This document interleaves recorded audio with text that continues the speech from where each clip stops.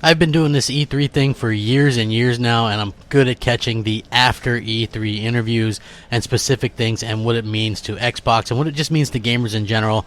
And this, maybe it won't come as a surprise, maybe it will, I don't know. Like, some people still have a hard time believing that Microsoft wants to put their games literally on everything, including competing game consoles.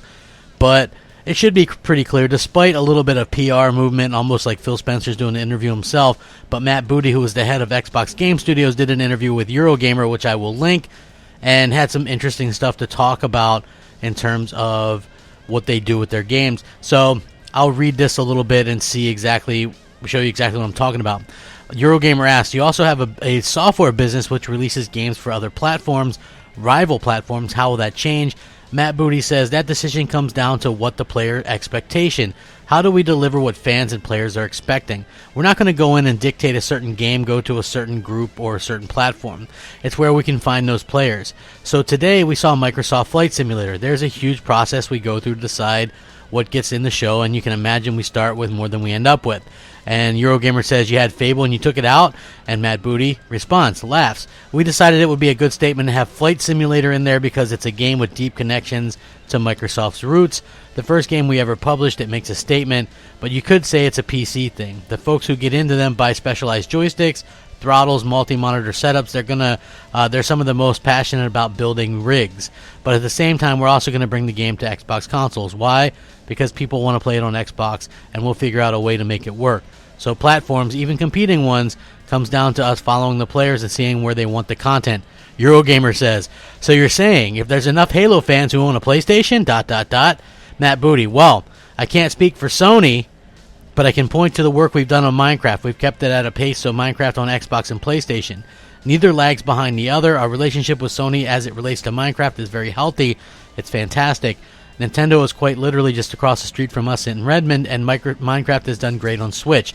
So he's saying he can't speak for Sony. And we've heard this before, right? It basically comes to what does Microsoft want and what does Sony want. So you get this feeling that you could see Halo or Gears. And I know a lot of people say, you'll never see it happen. You'll never see it happen. Why not? That's what Phil and company want. Think about this for a second, right? And this is not me being down on Xbox, because honestly, I almost wish they would put these things on PlayStation, because then, for the most part, most of us would just be able to get one console and it'd probably be a PlayStation, because you're going to be able to play those exclusives there, and then the handful of good Xbox exclusives on that platform as well. So for me personally, I just think it's one of those things that I could see it happening for sure at some point. If Sony were to allow it, which, why wouldn't they? Because they basically would kill off the competition if they allowed it. So think about this as well. All these studios that Microsoft has announced recently over the last couple years, most of them are still putting games out on the PlayStation 4 as well.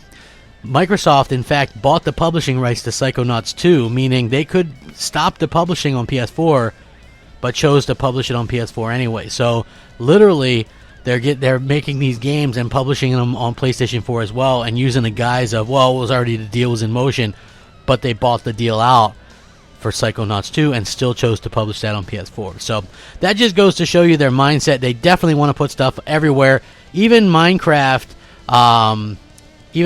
Dungeons is going to PS4 and Switch, right? That game was originally announced as a PC exclusive, and now it's announced as going to PS4 and Switch the same day that it was announced for Xbox. So makes you think. Let me know what you guys think. I will link this interview. Sound off, rate, comment, subscribe. Rack 'em up. Crapgamer out.